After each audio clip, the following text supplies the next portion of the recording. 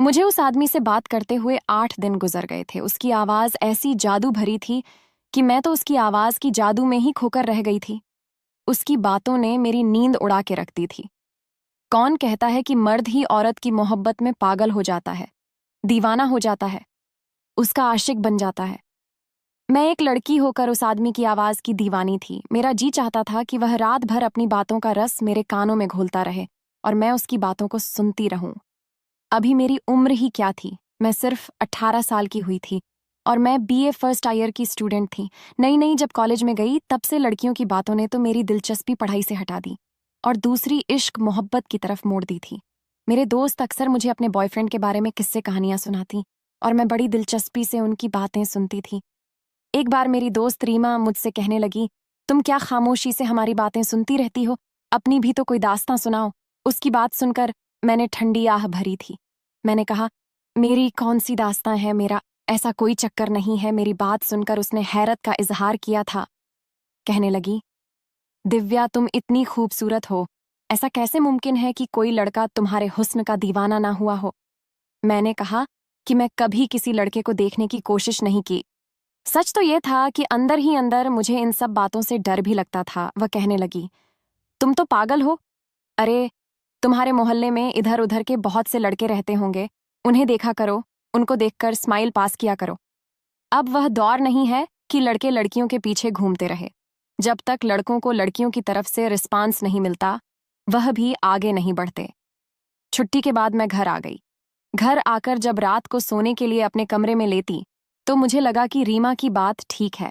मेरी सब दोस्तों की किसी न किसी के साथ दोस्ती है, किसी का अपने मोहल्ले के लड़के से ही अफेयर चल रहा है, तो कोई कॉलेज के लड़के से ही दोस्ती गांठे बैठा है। इतनी खूबसूरत होने के बावजूद भी मेरा कोई बॉयफ्रेंड ही नहीं है। दोस्ती करने में तो कोई हज नहीं होता, बस एक दोस्ती ही तो करनी है।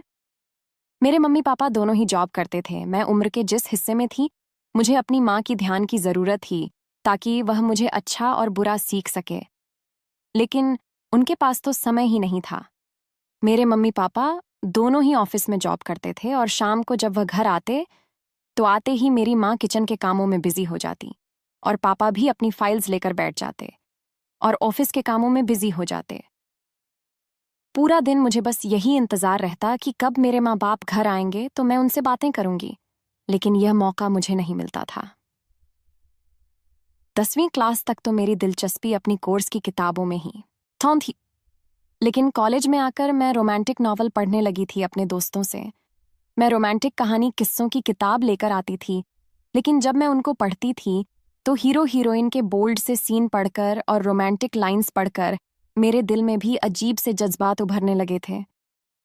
कई बार तो हीरो हीरोइन के ऐसे ऐसे सीन कहानियों में लिखे होते जिन्हें पढ़कर मेरे पसीने छूट जाते थे और मैं ख्यालों की दुनिया में चली जाती कि ये सब कुछ मेरे साथ भी होता। एक बार मेरे मोबाइल पर एक अननोन नंबर से कॉल आई। रात का 1 बज रहा था। मैंने फोन उठाया तो कोई मर्दाना आवाज थी। आवाज क्या थी, कोई जादू सा था। उस आदमी की आवाज, उसकी बात करने का अंदाज ऐसा था कि मैं चाह कर भी फोन बंद नहीं कर सकी थी। वह मुझे किसी के बारे में पूछ रहा था। क्या ये मेरे दोस्त राजेश का नंबर है? मैंने कहा जी नहीं। फिर वह कहने लगा, फिर किसका नंबर है?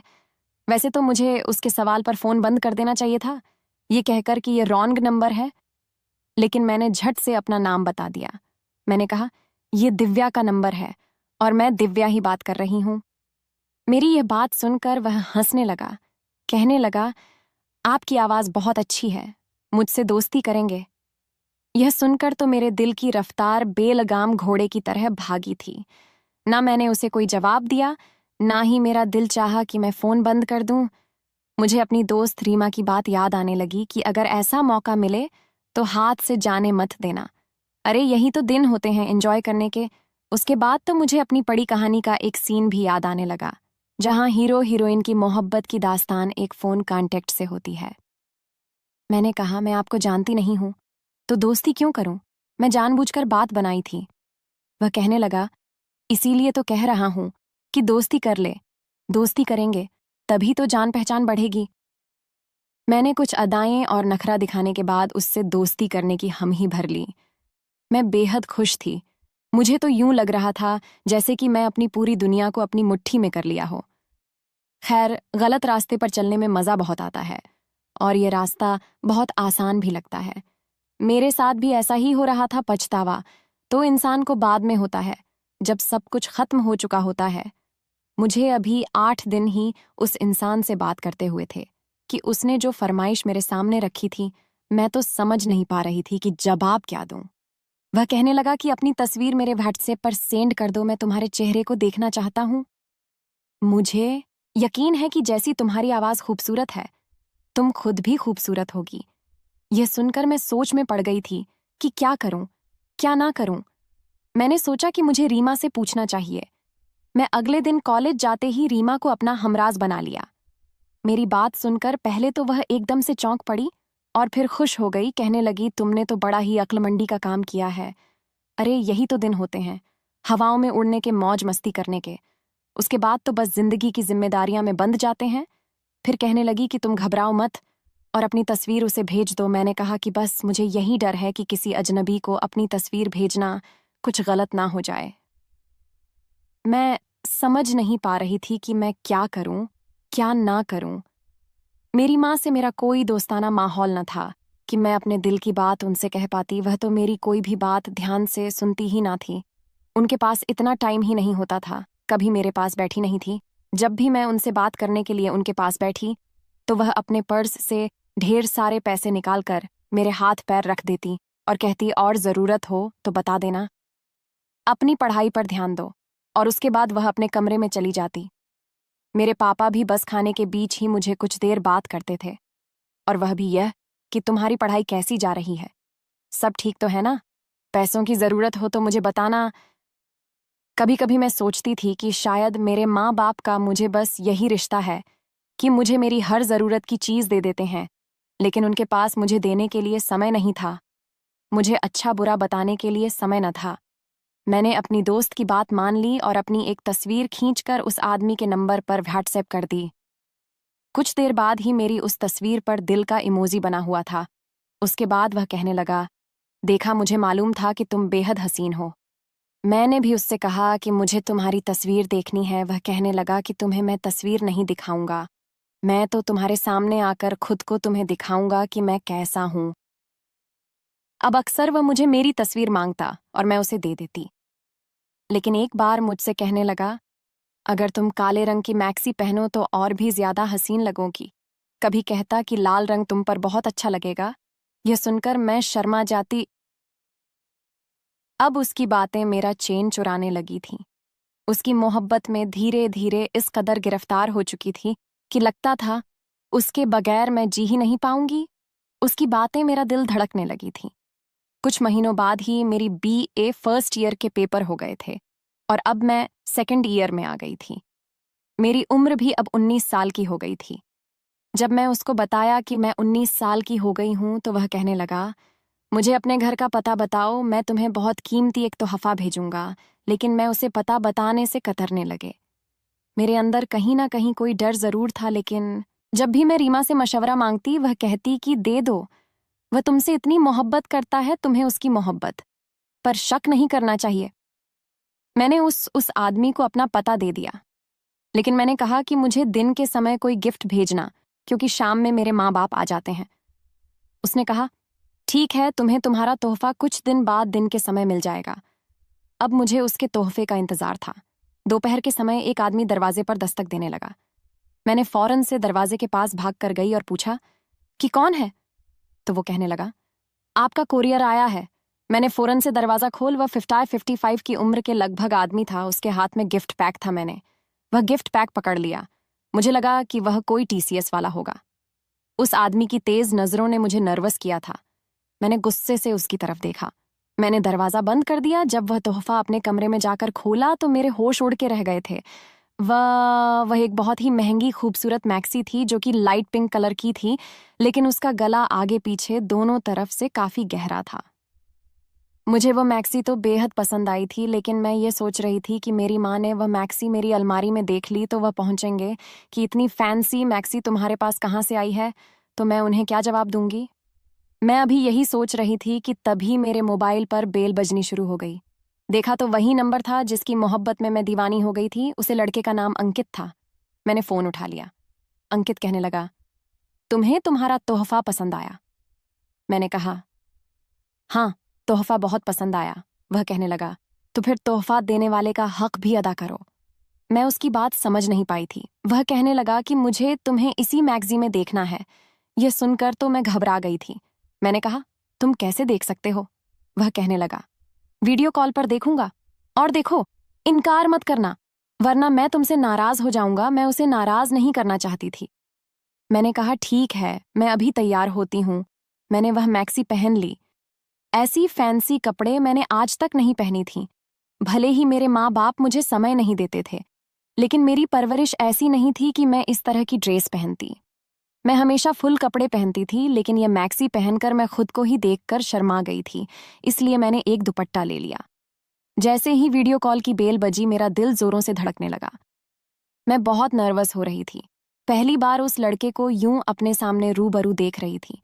दिल में तो मेरे भी बहुत शौक था कि मैं देखूंगी कि वह कैसा है। मैंने अपना दिल थाम और वीडियो को ऑन कर दिया। लेकिन ये क्या, सामने बिल्कुल अंधेरा था। कुछ भी दिखाई नहीं दे रहा था, सिवाय 2 आंखों के। शायद कमरे की लाइट बंद थी। मैंने कहा कि अंधेरा क्यों है, तो वह कहने लगा कि मैं तुम्हें अभी अपना चेहरा दिखाना नहीं चाहता, लेकिन देखो, बहुत जल्द दिखाऊंगा। वह मेरी तारीफें करने लगा। मैंने जितने भी ख्यालों में तुम्हें सोचा था कि तुम इस ड्रेस में ऐसी लगोगी, वैसी लगोगी, लेकिन मेरे सारे ख्याल तुम्हारे इस हुस्न के आगे कुछ भी नहीं। ये सुनकर मैं शर्मा गई थी। फिर वह कहने लगा, अपना दुपट्टा उतार दो, मुझे तुम्हें बिना दुपट्टे के देखना है। यह सुनकर मेरा दिल धक से रह गया था।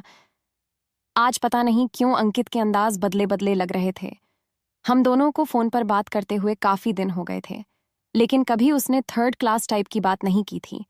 लेकिन आज बहुत ऐसी बातें क्यों कर रहा था? मैं इनकार कर दिया। वह कहने लगा, आज तुम्हारी नहीं सुनूंगा, बस वह करो जो मैं कह रहा हूं, वरना मैं तुमसे नाराज हो जाऊंगा। तुम्हें कभी भी फोन नहीं करूंगा, तुमसे बहुत दूर चला जाऊंगा। मैं उसकी नाराजगी किसी भी सूरत बर्दाश्त नहीं कर सकती थी, इसलिए मैंने वही कहा जो वह कह रहा था। उसके बाद वह मुझसे जो जो कहता गया, मैं वही करने लगी। बाहर दरवाजे की दस्तक पर मैं बुरी तरह से घबरा गई थी। मैंने फौरन से फोन बंद कर दिया और अपने ड्रेस जल्दी से बदल ली और बाहर चली गई। बाहर मेरे माँ बाप ऑफिस से वापस आ चुके थे। मैं कुछ परेशान सी हो गई थी। मुझे इस तरह घबराया हुआ देखकर वह कहने लगे, तुम्हें क्या हुआ है? इतनी परेशान क्यों लग रही हो? मैंने नाम कहा कि नहीं, मैं बिल्कुल ठीक हूं। उसी दिन शाम को मेरी माँ ने मुझे कहा कि हमें किसी के घर पार्टी पर चलना है, तैयार हो जाना। काफी शानदार पार्टी थी, जहां मैं अपने माँ बाप के साथ शायद पहली बार गई थी। वरना वह लोग कहीं भी जाते तो अकेले ही जाते थे, कभी मुझे अपने साथ लेकर नहीं गए थे। लेकिन अगले दिन मेरे माँ बाप ने जो कुछ मुझसे कहा, मैं तो हक्का बक्का उन्हें देखती रह गई। वह कहने लगी कि उस पार्टी पर मौजूद तुम्हारे पापा के दोस्त ने तुम्हें अपने बेटे के लिए पसंद कर लिया है, और उनके बेटे को भी तुम बहुत पसंद आई हो, और उन्होंने कहा कि हम बहुत जल्दी ही तुम्हारी मंगनी उसके साथ कर देंगे। यह सुना था कि मैं रोने लगी। मैंने कहा कि मुझे शादी नहीं करनी। मेरी माँ कहने लगी, क्यों नहीं करनी? देखो, हम तुम्हारी शादी अभी नहीं करेंगे जब तक कि तुम्हारी पढ़ाई पूरी नहीं हो जाती, लेकिन रिश्ता तुम्हारा यही होगा जहां हम चाहते हैं। वह लोग बहुत अच्छे हैं, बहुत अमीर हैं, तुम एक अच्छी जिंदगी गुजारोगी। लेकिन बात शायद मेरे हाथ से निकल चुकी थी। मैं तो उसे आदमी की मोहब्बत में पागल हो चुकी थी। मैंने कहा, मैं किसी और को पसंद करती हूँ और उसी से शादी करूंगी। यह सुनकर तो मेरे पापा आपसे बाहर हो गए थे। मुझे थप्पड़ मारा और मेरी माँ से कहने लगे, हम इसके लिए दिन रात मेहनत कर रहे हैं और यह न जाने किन मोहल्ले के आवारा लड़कों से इश्क करती फिर रही है। मेरी माँ भी मुझे बुरा भला कहने लगी, लेकिन मैं रोते हुए बार बार यही कहती रही कि मैं उसके अलावा किसी से भी शादी नहीं करूंगी। मेरी माँ मुझे बाजू से पकड़कर मेरे कमरे में ले गई और मुझे कमरे में बंद कर दिया, कमरा बाहर से लॉक कर दिया। जैसे ही रात को अंकित का फोन आया, मैंने सारी बात उसे बता दी। ये सुनकर अंकित कहने लगा, मैं तुमसे शादी करना चाहता हूं। ये सुनकर मैं एकदम से परेशान हो गई। मैंने कहा, अंकित, ये कैसे मुमकिन है? मेरे माँ बाप नहीं मानेंगे। वह कहने लगा, मैं कल ही तुमसे शादी कर लूंगा। मैंने कहा, अंकित, ऐसा कैसे हो सकता है? मैं इस घर से भाग नहीं सकती। मेरी माँ ने मुझे कमरे में लॉक कर दिया है। वह कहने लगा, तुम चिंता मत करो, जब तुम्हारे माँ बाप काम पर चले जाएंगे तो मैं तुम्हें लेने तुम्हारे घर आऊंगा और फिर हम मंदिर में जाकर शादी कर लेंगे। मुझे उसका आइडिया सही लगा। मुझे अब उसके सिवा कुछ भी नजर ही नहीं आता था। अगले दिन जब मेरे माँ बाप जॉब पर चले गए तो वह घर आया था, लेकिन उसने अपने आप को पूरी तरह से छुपा रखा था। मैं उसका चेहरा नहीं देख पा रही थी। मैंने उससे कहा भी कि अपना चेहरा दिखाओ, लेकिन वह कहने लगा कि मैं तुम्हें शादी के बाद भी ही अपना चेहरा दिखाऊंगा। वह मुझे एक मंदिर में ले गया और हम दोनों ने मंदिर में जाकर शादी कर ली। उसने मुझे घर छोड़ दिया और कहने लगा कि तुम अपने माँ बाप से कहो कि तुम्हें इस रिश्ते से कोई एतराज नहीं है, ताकि तुम्हारी कैद खत्म हो जाए। तुम्हारे माँ बाप को तुम पर विश्वास आ जाए कि तुम उसके बताए हुए रिश्ते पर राजी हो। मैंने ऐसा ही किया जैसा अंकित ने कहा था। मैंने अपनी माँ से कह दिया कि मुझे आपके लाए हुए रिश्ते पर कोई एतराज नहीं। मेरी माँ ये सुनकर खुश हो गई, मुझे गले से लगाकर कहने लगी, जो फैसला हम तुम्हारे लिए करेंगे, बेहतर ही करेंगे। तुम बाद में यही कहोगी कि हमने तुम्हारे लिए अच्छा ही किया। खैर, मैं जो कदम उठाना चाहती थी वह तो मैं उठा चुकी थी। कुछ ही दिन में मेरे पापा के दोस्त और उनकी पत्नी आकर मुझे अपने बेटे के नाम की अंगूठी पहनकर चले गए। मेरे माँ बाप मेरी तरफ से दोबारा से बेफिक्र हो गए थे। एक दिन वह ऑफिस गए थे कि पीछे से एक टीसीएस वाला आ गया। मैं जानती थी उस टीसीएस के पैकेट में मेरी शादी के पेपर हैं, जिस पर मुझे साइन करके उसे आदमी को वापस करना है। क्योंकि मेरी अंकित से पहले ही बात हो चुकी थी, मैंने उन पेपरों पर साइन कर दिए। वह कहने लगा, आपको अपना पहचान पत्र का नंबर भी बताना पड़ेगा। मैंने उसे अपना नंबर भी दे दिया। एक दिन पहले ही मेरा कार्ड बनाकर मुझे मिला था। मैं अपना कार्ड देखकर उसे अपना नंबर बता रही थी। कहने लगा, मुझे इसकी तस्वीर चाहिए होगी। उसने अपने मोबाइल से मेरे कार्ड की तस्वीर खींच ली और फिर वह चला गया। सारे मामले तय हो चुके थे। अब मैं सुकून से थी कि अंकित मेरा हो चुका है। लेकिन कुछ दिन बाद ही मुझ पर कयामत टूट पड़ी थी। जब रात के समय हम खाना खा रहे थे तो दरवाजे पर दस्तक हुई। मेरे पापा ने दरवाजा खोला तो एक 50 साला आदमी सामने खड़ा था। कहने लगा, मेरी पत्नी को मेरे हवाले कर दो। ये सुनकर मेरे पापा उसे बहस करने लगे। शोर सुनकर मैं और मेरी माँ भी बाहर आ गए थे। मैंने पहले उसे आदमी को नहीं देखा था, या शायद देखा था। मेरे दिमाग में एकदम झमाका सा हुआ। ये तो वही बूढ़ा था जो मेरे लिए गिफ्ट लाया था। वह कहने लगा, मेरी आपकी बेटी से शादी हुई है। उसकी आवाज सुनकर तो मैं सांस लेना ही भूल गई थी। यह तो अंकित की आवाज थी। तो क्या अंकित एक 50 साला आदमी था? इस सोच ने ही मुझे चक्कर आने पर मजबूर किया था उसने। वह शादी के पेपर और वह वीडियो भी दिखा दी, जिसमें मैंने मंदिर में उसके साथ फेरे लिए थे। जब मैं उसके पीछे फेरे ले रही थी तब उसने अपने चेहरे से मास्क हटा दिया था, और जब वह मेरे पीछे था तब भी उसने अपने चेहरे से मास्क हटाए हुआ था। यानी कि यह सब उसकी चाल थी। वह सिर्फ मेरे सामने ही अपने आप को छुपा कर रखता था। मेरे माँ बाप तो हक्का बक्का रह गए थे और मैं पत्थर की मूरत बनी सबकी शक्ल देख रही थी। मेरे साथ बहुत बड़ा धोखा हुआ था, लेकिन यह सब मैंने अपनी बेवकूफ़ी में किया था और मैं इस सब से अब इनकार भी नहीं कर सकती थी। मेरे माँ बाप कहने लगे, दफा हो जाओ इस आदमी के साथ और दोबारा कभी अपनी शक्ल भी मत दिखाना। तुमने अपनी जिंदगी खुद नरक बनाई है तो जाओ, जलो इस नरक की आग में। मैं किसी बेजान शरीर की तरह उस आदमी के साथ अपने घर की दहलीज से बाहर निकल गई थी। बाहर गाड़ी खड़ी थी उसकी फ्रंट सीट पर। उसने मुझे बैठने के लिए कहा। मेरा दिल खून के आंसू रो रहा था। तो ये थी मेरी वह जुनूनी मोहब्बत जिसकी खातिर मैंने अपने माँ बाप का दिल दुखाया था। वह आदमी जिसकी खातिर मैंने अपनी हंसती बसती इज्जतदार जिंदगी को ठोकर मारी थी। मैं तो शायद उसकी बेटी से भी कम उम्र की थी। ये आदमी तो मेरी पापा की उम्र से भी ज्यादा था। मैं यह भी नहीं जानती थी कि वह आदमी शादीशुदा है या बिना शादीशुदा है। उसके घर में क्या इज्जत सम्मान हो सकता है, मुझे कुछ भी तो नहीं पता था। पूरा रास्ता खामोशी से काटा था। गाड़ी उसके घर के सामने खड़ी हुई। मैं उसके साथ ही उसके घर में दाखिल हुई थी। पूरा घर खाली था। वह मुझे कमरे में ले गया। आज उसके मुंह से मुझे अपनी तारीफ बुरी लग रही थी, लेकिन मैं चुप थी। अजीब बात यह थी कि उसने मेरी तारीफ तो बहुत की, लेकिन मुझे कोई भी संबंध नहीं बनाया था। वह मुझसे दूर ही रहता था। 1 महीना लगा था, लेकिन मैंने अपने दिल को समझ लिया था, किसी आदमी के सिवा आप मेरा कोई और ठिकाना नहीं है। जैसे भी है, मुझे इसी के साथ जिंदगी कट लेनी है। लेकिन वह आदमी एक बार भी मेरे करीब नहीं आया था। खैर, मैंने मोहब्बत तो उसी से की थी। शादी भी हो चुकी थी, अपना घर भी मैं छोड़ चुकी थी, इसीलिए चाहती थी कि मैं भी ऐसे ही शादीशुदा जिंदगी गुजरूं जैसी सब लड़कियां शादी के बाद गुजारती हैं। लेकिन वह आदमी मेरे करीब नहीं आता था, बस मोहब्बत भरी बातें ही करता था। एक बार वह हुआ जिसने मेरे होश उड़ा के रख दिए। 1 महीने से मैं अंकित के साथ इस घर में रह रही थी, लेकिन आज तक कोई नहीं आया था। लेकिन एक रात उसका भतीजा उससे मिलने आ गया। मैं उसे समय किचन में थी, खाना बना रही थी। अंकित ने दरवाजा खोला तो 24-25 साल का खूबसूरत हैंडसम नौजवान घर में दाखिल हुआ और अंकित के साथ अलग कर रोने लगा। कहने लगा, उसने मेरे साथ बेवफाई कर दी भाई। मैंने उसे दिलो जान से चाहा था, उसके घर रिश्ता भी भेजा था, लेकिन उसने न जाने किससे शादी कर ली। वह किसकी बात कर रहा था? मैं किचन से बाहर आई तो अंकित की मेरी तरफ पीठ थी। हाँ, उसका भतीजा उसके गले लगा हुआ था, जो मेरे सामने था। जैसे ही उसकी नजर मुझ पर पड़ी तो कहने लगा, तुम यहां। मैं उसे देखने लगी। वह अंकित से पीछे हटकर मुझे हैरत से देखने लगा। अंकित कहने लगे, ये मेरी पत्नी है दिव्या। यह सुनकर वह अंकित को हैरत से देखने लगा। कहने लगा, आपकी पत्नी? अंकित उसे अपने कमरे में ले गए। मैं समझ नहीं पा रही थी, आखिर वह लड़का मुझे कैसे जानता था। मैंने तो पहली बार उस लड़के को देखा था अंकित के कमरे से। उस लड़के की बातों की आवाज आ रही थी। मैं फौरन से उसके कमरे के पास चली गई। जो बातें मैंने सुनी, मेरे होश उड़ गए थे। वह मेरे पति से कहने लगा, भाई यह तो दिव्या है जिससे मैं मोहब्बत करता था। आप कैसे इससे शादी कर सकते हैं? मैंने ही तो इससे फोन पर बात की थी, दोस्ती की थी। हम दोनों की मोहब्बत से आप भले भांति परिचित थे। आपने यह क्या कर दिया?